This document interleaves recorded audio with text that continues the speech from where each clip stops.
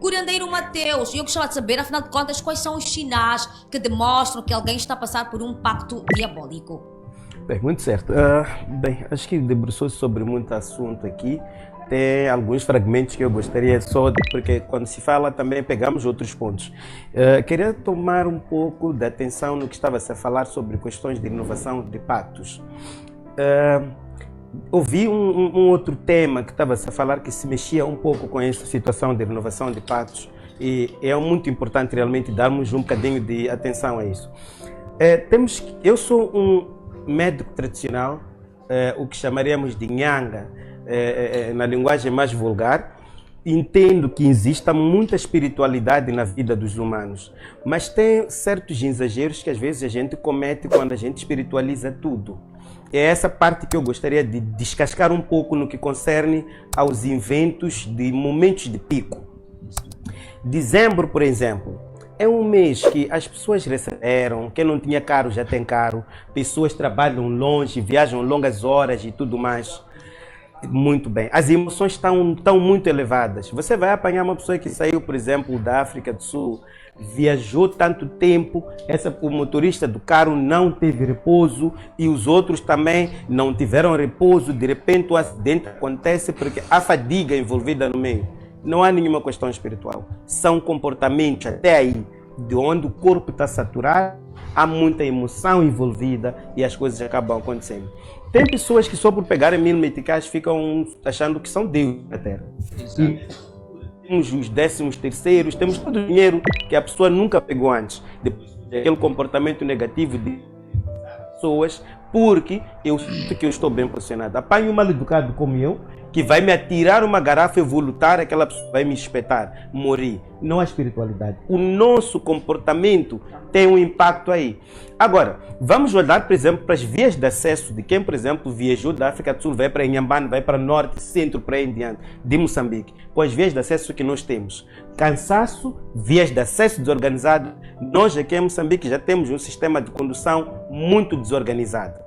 Então, alguma coisa acontece. O nosso corpo reage às nossas emoções.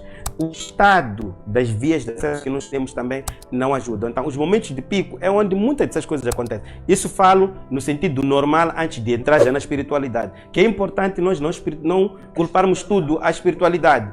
O meu comportamento pode me levar à cova. Se eu não descanso, vou beber, acordo de manhã, aquela hora das 6, o sol começa a picar, eu de perder a direção, eu de bater-me sozinho.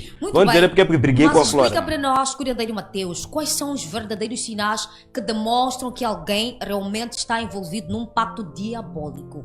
Muito bem, só peço um segundo para concluir isto que estava a dizer, porque senão depois não chega. Há de voltar agora, há de voltar. É assim, está tudo interligado. Para explicar essa última parte tem coisa curta. Tudo bem. Então, o que acontece? Não para dizer que não hajam renovações de pactos. Temos primeiro que lembrar de que os pactos não são feitos à mesma altura. Um faz numa altura X, por exemplo, eu aí que fiz em julho, tem que renovar na mesma fase. Então, não há como esses pactos serem renovados ao mesmo tempo. Então, aí há renovação de pactos sim, mas de acordo com o tempo em que cada um foi fazer esse pacto, mas temos aquilo que são pactos do governo, aquele pacto de liderança, aonde, por exemplo, eu sou líder de uma comunidade X, eu segurei aquela comunidade. Se eu tiver a usar um pacto, sei que até, por exemplo, de janeiro até fevereiro, tem 4 membros meus aqui na minha comunidade.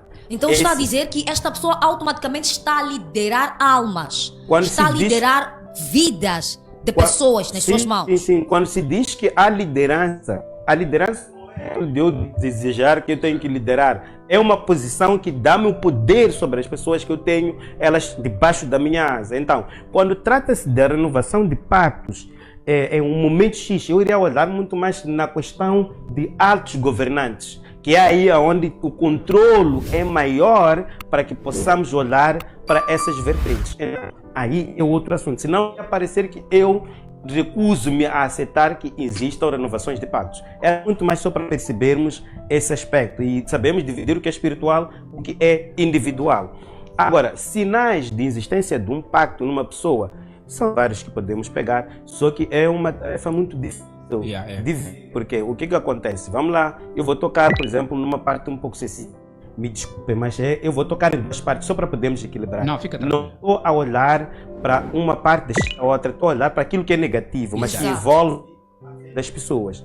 Por exemplo, eu sou uma pessoa que você me vê, estou normal, estou aqui, mas sou médico tradicional por natureza, mas que em algum momento depois eu decidi deixar essa medicina por questões de ambição ou de querer competir com alguém que eu acho que esteja melhor que eu. Então fui a um obscurantista para fazer um pacto para eu poder ter um poder adquirido. Está a perceber? Desde a altura que eu faço isso. Então eu já penso a muito ter... bem. Vou pedir para segurar um bocadinho a curandeiro Mateus, não é, Kakash? Nós depois daqui a pouquinho queremos ler alguns comentários, não é? Vamos ler aqui alguns comentários enquanto, né, voltamos aqui para aprender ainda mais aqui com os nossos painelistas. Mas antes que avancemos para ler alguns comentários aqui dos nossos telespectadores, deixe-me já, eu quero questionar algo ao Ingoven. Mas antes quero ler uma passagem bíblica. Acredita na Bíblia, não é? Acredita em Deus. Então vamos ver o que é que Deus diz aqui na sua palavra. Diz assim no livro de... não confunda as coisas. Eu não acredito no manuscrito do homem, acredito em Deus. Agora, eu acredito em Deus. Tá bem, vamos ouvir o que é que Deus diz aqui na sua palavra. Se for questões teológicas humanas, não vou responder. Não, nós estamos em debate, curandeiro Mateus. E olha, quem está em casa gostava também de ter uma... Curandeiro Mateus, relaxa. Fica tranquilo, curandeiro Mateus. Curandeiro Mateus, qual é a origem do seu conhecimento? A origem do meu conhecimento é de quem me trouxe ao mundo, é de quem criou tudo isto que nós temos. Eu respeito muito aquilo, a paternidade, sabem por quê? Qual é a origem do seu conhecimento? É de quem me criou, Deus, obviamente. É de Deus? Sim. É normal, por exemplo, eu estar, quando estava a falar sobre sinais de um pactuante, eu posso ter aquilo que é a minha natureza da medicina tradicional, mas depois eu ir a um obscurantista e buscar uma força superior. Agora, o que vai acontecer é que realmente, depois disso, eu hei de passar a ter um progresso muito avançado. E as minhas metodologias de fazer as coisas não vão ser iguais às que eu fazia antes. Mas é uma coisa, muitas dessas pessoas que usam pactos têm tido o prazer de saberem usarem uma classe como tal. Não te mostram a sua realidade numa vertente correta. Mas porque tudo aquilo que é satânico, de uma certa forma, terá um índice ali que vai mostrar de uma certa forma, porque nós todos temos instintos naturais. Isso. Aquilo que nos mostra que o caminho que nós estamos a tomar não parece, eu posso ir tanto consigo, te mostrar tudo, te dar todos os dinheiros que você precisar. Exato. Por exemplo, tem casos quando você vai visitar, tem sempre conta para tu comeres. Okay. Mas de lá tu não sei com um pouco de dar um dinheiro de chá, não nada. Estando ali, comida, ver tudo. Você, a pessoa que está a servir isso é um irmão seu, uma irmã sua, que sabe quais são as situações difíceis que tu estás a passar. Okay. E simplesmente está a passar por essas dificuldades porque essa pessoa fez um pacto que usa da tua energia e a energia de todos que dividem o sangue da mesma pessoa para poder fazer aquilo que é a vida da mesma. É um sinal. Mas muitas das pessoas, quando essas coisas aparecem, pega aquilo como se fosse um ato de bondade. Cuidado com muita bondade. Tudo que existe na vida preço. Temos que desconfiar de pessoas que são muito bondosas. É preciso verificar. Nós conhecemos muita gente que aparece como se fosse um anjo de Deus, exato. Mas no fundo, aquilo traz muitos benefícios. E muitas dessas pessoas que fazem esse tipo de coisa, quando fazem, gostam de aparecer para todo mundo ver que Mateus fez. E é um segredo que existe na espiritualidade, é que as coisas são espirituais, não são exibidas. Então, essas pessoas que têm esse estado, que depois fazem essas coisas assim, postas assim, dessa forma, há que estranhar. Agora, eu falei de um curandeiro que vai a um obscurantista e faz esse lado. Mas tem a parte, isso é uma parte espiritual, uma parte que envolve fé das pessoas, envolve confiança. Depois temos também, poder ser talvez um Mateus pastor, que vai hoje ser um pastor que é limpo e depois do nada ele decide querer subir depressa, achar aquilo que ele precisa. Há de ter muitos. Minha igreja só tinha 100 pessoas, de repente do nada eu sumi por uns tempos, voltei, estou a ter 2.000, estamos a mudar de espaço todo o tempo. Pode sim ser bênção de Deus, é verdade, mas também temos que procurar ver o tempo em que essas coisas acontecem e quais são as práticas que estão lá, se essas práticas vão ao encontro daquilo que são os princípios que tem a ver com as normas daquela profecia que se faz lá ou não. É por essa razão que quando estávamos a falar, o cara estava a pedir ler aquilo, a Bíblia. Não é porque eu não acredito na Bíblia, mas eu acho que a Bíblia tem composições algumas que precisam de uma análise que é para poder entender se tudo aquilo que se lá diz é confiável ou não. Mas a própria Bíblia, curandeiro Mateus, ele diz, ouça tudo, leia tudo, mas retém aquilo que é bom para si. É nesse sentido. Então vão entender, quando eu disse que confiava num Deus, para mim é um instrumento de ler e perceber aquilo que me é importante e analisar também para ver se aquilo funciona, aplicar o outro ou não. Porque ali, as expressões de Deus, a espiritualidade em si já cria de muita coisa cifrar para não cometer erros nos versículos que vai ler. Mas tem algo que tem um pouco a ver com erros humanos. Então, não há de ser tudo aquilo que você vai pegar. Se você for a pegar alguns livros da mesma Bíblia, pega um livro X, lê, vai pegar outro livro, lê. Há partes contraditórias que a mesma Bíblia faz. Então, aquilo não faz da Bíblia não ser inspirada por Deus, mas tem composições lá. Então, temos isso como índice, mas temos casos, por exemplo, pessoas crescidas que gostam de se envolverem muito com pessoas de sangue novo. Ok. Uma pessoa que tem por aí 50 e tal, 60 anos, está a apanhar uma tipa de 16, 2, 3 tempos está a lhe oferecer um carro, uma casa. Como é que conseguem um homem de 50 conseguir conquistar uma menina de 16 anos? Tem todos os caras que tu precisas, de todo o dinheiro que tu precisas. Tu estás a ver um velho, mas a condição de vida que lá está e a coisa que eu tenho vai te atrair a essa atenção. E depois você está aí comigo uma semana, estou a te comprar um carro novo, na outra semana estou a te comprar uma casa. E você sempre que tosse, estou lá a oferecer alguma coisa. Esse tipo de situações cria aquilo que chama-se de uma transação em algum momento, do marido espiritual, está a perceber? Que é o pacto. Há pactos que dizem, quanto mais mulheres tu tiveres, mais jovens ainda melhor, você vai ficando mais rico. Você gasta um dinheiro, mas você ganha mais. E aquela mulher ali passa automaticamente, nos seus invoques secretos, a pertencer àquele teu demônio que você pactuou, e ela pensar que está se aproveitar de si enquanto você está ganhando. Então, essa questão de sugar daddies e sugar mamas, porque isso as mulheres também fazem, os homens também fazem. Os homens também vão às sugar mamas. É muito perigoso. E você vai ver um jovem que vai ficar escravo de uma ideia que nunca morre. Esse jovem já não vai pensar em trabalhar, e aquilo porque é uma coisa que não vai para nenhum sítio. A pessoa fica relaxada e fica a pensar que está tudo bem, enquanto é uma coisa que as outras pessoas sabem, mas a pessoa está lá amarrada. Há casos de pessoas, por exemplo, que fazem pactos que quando entram num sítio, não é? O caso, por exemplo, aqui alguém já me disse que eu pactuei através de anéis, acho que a Flora lembra-se, coisa que normalmente para uma pessoa da minha área, o anel não teria nenhum significado. Pessoas que usam muito isso são pessoas da arena religiosa, que eles sabem que quando faz isto, vocês todos caem, e depois por aí diante os relógios, coisas assim. Então, tudo isso pode haver poder de Deus por uma parte, porque não vamos negar, mas existem pessoas que nós sabemos que antes não chegavam a isso, mas que ao longo do tempo chegaram. Mas foi quando sumiram e voltaram, as metodologias também de trabalhar nessa mudaram. Então, tudo isso requer a nossa atenção. Tem muita outra coisa que iremos citar, mas é preciso nós procurarmos perceber também que pessoas que pactuam dentro do seio familiar, o dinheiro que ele tem, ele não costuma dar tanto. É outro sinal. Vamos falar de um cenário da religião, por exemplo, dos pastores. Qual é o sinal que você consegue ver que esse pastor aqui não tem nada? Cacás, primeira coisa que nós temos que saber, que é muito importante para o ser humano, é reconhecer que na espiritualidade que nós somos, quando diz somos espirituais, temos um sexto sentido que fala conosco. Temos que conhecermos a nós primeiro, as nossas intuições são a primeira chave.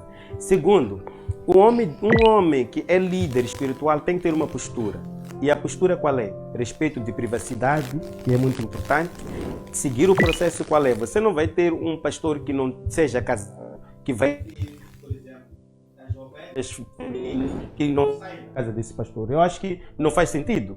Segundo, vamos ter aquele tipo que vai ser aquele que gosta de aparecer, aquele que quando está lá parece que as coisas dele são mais para o lado um pouco mais exibicionista do que qualquer coisa. Exato. E depois vai ver que é aquele que vai mesmo, como eu costumo dizer, vai para o ginásio, vai malhar, fica forte e firme, usa aquelas roupas bem apertadinhas e tal, está a perceber? Está ali, é solteiro. Está a dizer que os pastores não podem usar este tipo de roupa da moda, neste caso. Temos que dividir uma coisa. Está a ver, Flora? Está a ver, Flora? Por exemplo, assim, um cacacho não pode ser pastor?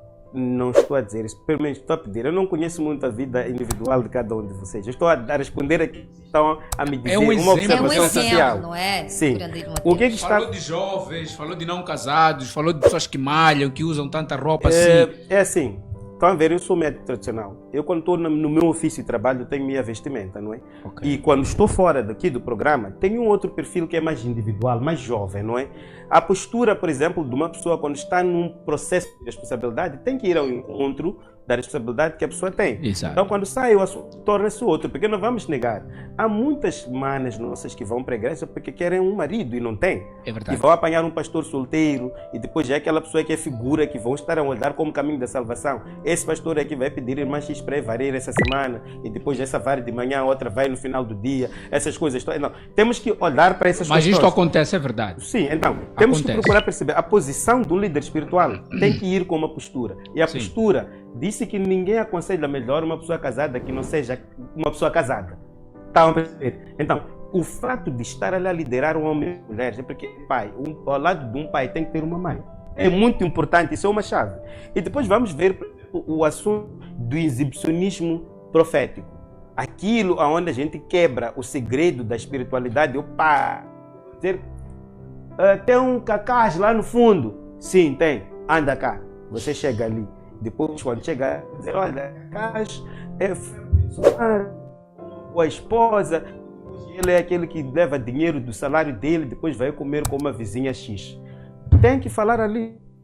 Por que não puxa ele para poder conversar com ele? Porque a profecia, a lei da profecia, diz que a profecia faz assim.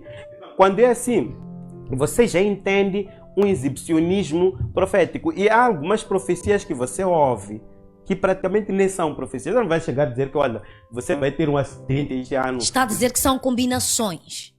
Bem, não estou a falar de psicodramacia, porque muitos dos sítios têm muito dessa psicodramacia, de pessoas que os testemunhos reais, não é? A falar daquela parte onde temos que verificar os sinais e também analisar o que está-se a falar. Olha, hoje nós temos profecias até de árvores que são feiticeiras nas nossas casas.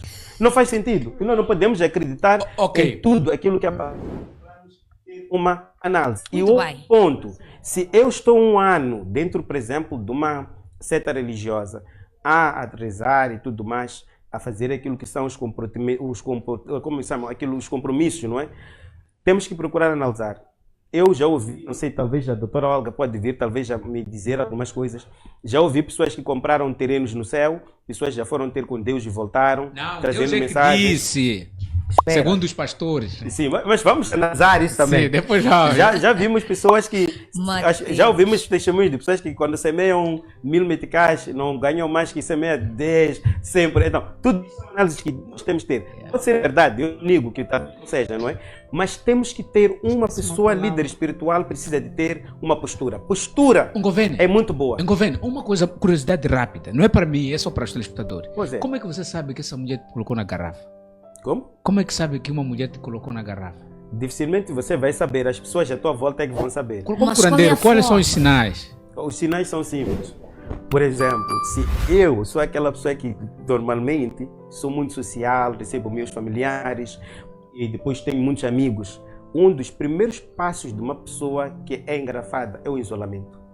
Uma mulher ou um homem que quer engarrafar alguém, primeiro isola essa pessoa da sua família e de amigos para poder ter espaço de conseguir domar aquela pessoa no sentido da mente e do espírito. Tá?